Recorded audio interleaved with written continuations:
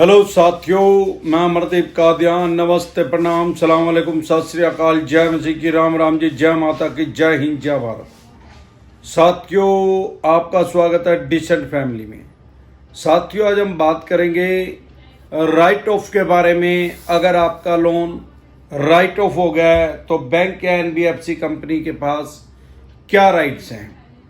सबसे पहले तो ये समझेंगे कि राइट ऑफ का मतलब क्या है और ये कैसे पता लगता है। जब आप अपना सिविल चेक करते हैं तो उसमें कई बार रिटर्न ऑफ लिखा पाता है, विलफुल डिफॉल्टर, ऐसे कोई 3-4 इनके अलग अलग शब्द हैं जो इनकी टेक्निकल लैंग्वेज है, जो आम आदमी की समझ में नहीं आती। अगर आपका अपना सिविल चेक कर रहे हैं तो सबसे पहले चेक करने की जो साइट है, आप एसबीआई होम लोन के पेज पे चले जाएं। वहाँ पे सिविल चेक करने की कॉलम बना हुआ है, वहाँ पे जाके आप अपना सिविल चेक कर सकते हैं। वहाँ पे लगभग एक्यूरेटी आपको मिलेगा। वैसे तो और भी बहुत सी हैं, बैंक बाजार हैं, और भी कुछ साइटें हैं जहाँ से आप सिविल फ्री में चेक कर सकते हैं। अब अगर आपके सिविल में राइट ऑफ दिखा रहा है तो इसका मतलब आपकी फाइनेंशियल डेथ कर दिया बैंक और एनबीएफसी कंपनी में। फ्यूचर में कोई भी बैंक या एनबीएफसी कंपनी अब आपको लोन देने वाला नहीं है।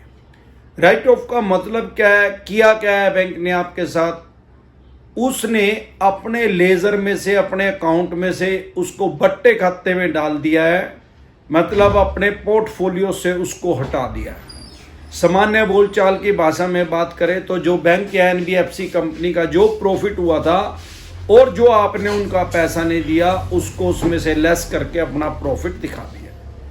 क्योंकि अगर वो लगा रहेगा, ऐसे राइट ऑफ नहीं होता। ना ही इसका कोई, लोग पूछते हैं कि सर कितने टाइम में राइट ऑफ हो जाएगा। ऐसा कोई फिक्स टाइम नहीं है, क्योंकि अलग अलग बैंक और एनबीएफसी कंपनी की पॉलिसी अलग अलग है। हमारे देश में 100 से भी ज़्यादा बैंक और एनबीएफसी कंपनी लोगों को कर्जाई करने हैं, काम कर रहे हैं। अब उनकी पॉलिसी क्या है वो किसी को बताते नहीं है, इस बारे में वो हिडन है, और टाइम टू टाइम वो चेंज भी होती रहती हैं। अब वो राइट ऑफ करते क्यों है भाई साहब? अगर वो राइट ऑफ नहीं करेंगे, पहली बात तो अगर आपने लोन नहीं दिया, 2-4 महीने हो गए, तो आपके पीछे चवन्नी छापों को लगाएंगे। एक दिन में 25, 30, 50 फोन करेंगे, कंप्यूटर को ऑटो रिमाइंडर पे लगा देंगे, वो दोबारा अपने आप ही कंप्यूटर ही फोन करता रहेगा। एक दिन में 50 मैसेज आएंगे, अलग अलग जगह से फोन करेंगे, आपको मेंटली हरास करने की कोशिश करेंगे। उसके बाद चवन्नी छाप गाली गलौच पे आ जाएंगे, तू तड़ाक पे आ जाएंगे, आपके मोहल्ले पड़ोस में आएंगे, बेइज्जती करेंगे, बकवास करेंगे, आपके यार प्यारे रिश्तेदारों को भी फोन करना शुरू करेंगे। जो प्रैक्टिकल है, जो धरातल पे होता है, जो ग्राउंड पे हो रहा है, ये बात सच्चाई है। अगर आपने भी लोन ले रखा है, आपसे किसी कारण से पे नहीं किया गया कोरोना की वजह से, तो आप इसके भुक्तभोगी हैं। आप खुद से समझ सकते हैं कि ये ऐसे ही करते हैं। हालांकि ऐसे इनके पास कोई राइट्स नहीं। अगर ये आपके साथ ऐसा कर रहे हैं तो रिकवरी एजेंट डिसेंट एडवाइस लिख के आप वीडियो देख लें, आपको पता लग जाएगा आपके क्या राइट्स हैं और इन चवन्नी छापों के क्या राइट्स हैं। तो आपको डर लगना बंद हो जाएगा। अब ये इसको मतलब कोई भी आदमी, अगर आप के पास पैसे कम भी हैं, मेरे पास कम है, मैं किसी को 10,000 रुपये दे दूं तो मैं उससे 2,000 रुपये क्यों लूंगा, या मैं 10 के 10 ही क्यों छोड़ दूंगा अपने भाई। 2,000 कैसे लेते हैं? सेटलमेंट करके। सेटलमेंट वैसे तो पहली बात करनी नहीं चाहिए, क्योंकि सेटलमेंट में भी फाइनेंशियल डेथ हो जाती है। अब राइट ऑफ लिखा है, फिर वहां पे सेटलमेंट लिखा जाएगा।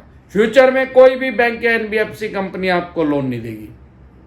उसके अलावा ये राइट ऑफ करते क्यों, अपना पैसा छोड़ते क्यों?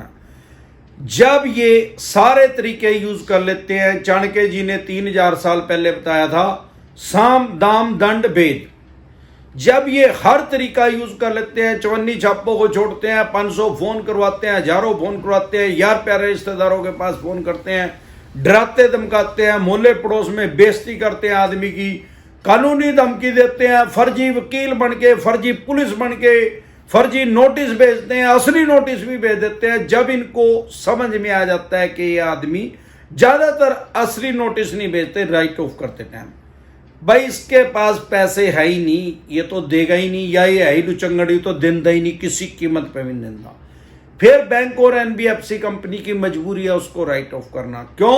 नहीं तो एनपीए बढ़ेगा। आजकल सब कुछ ऑनलाइन है। 3 महीने के 92 दिन के बाद उसको एनपीए में डालना पड़ेगा। ये जरूरी नहीं है कि 92 दिन के बाद ही डाले, कई 6 महीने भी डाल दे, लेकिन डालना जरूर पड़ेगा उसको। ऐसा नहीं है कि 1 साल भी, 2 साल भी, 5 साल भी उसको एनपीए में डाले ही ना।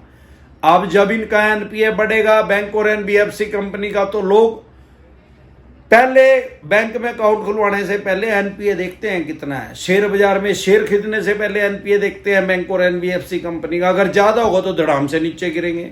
यही कारण है कि ये उसको राइट ऑफ करते हैं। अब सवाल ये आता है कि सर, लोग पूछ रहे हैं मेरे से कि राइट ऑफ होने के बाद क्या इनके पास कोई राइट्स नहीं है पैसे लेने के? भाई साहब, वैसे अगर पंचायती बात करूं तो इनके राइट खत्म हो गए हैं।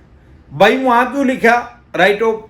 सिविल में मेरी रिपोर्ट क्यों भेजी? वहां मेरी मार्केट क्यों खराब करी? कोई दूसरा आदमी, बैंक या एनबीएफसी कंपनियां मेरे को लोन नहीं देगा। लेकिन प्रैक्टिकली ये देखने में आता है कि वो चवन्नी छाप जो है वही राइट ऑफ होने के बाद भी फोन करते रहते हैं, मैसेज करते हैं, दबाव बनाते रहते हैं। कारण क्या है? अब और भी ज्यादा दबाव बनाते हैं। पहले उस चवन्नी छाप की कमीशन थी मेरे से 10,000 रुपए लेने में 15-20%। अब क्योंकि राइट ऑफ हो गया, अब उसकी कमीशन हो गया 50%, क्योंकि बैंक एनबीएफसी कंपनी को पता लग गया कि पैसे मर गए। अब वो और भी ज्यादा हिंसक रूप धारण करेगा। अगर आप डरेंगे तो आपको और डराएगा, क्योंकि गब्बर सिंह कह के गया, जो डर गया वो मर गया।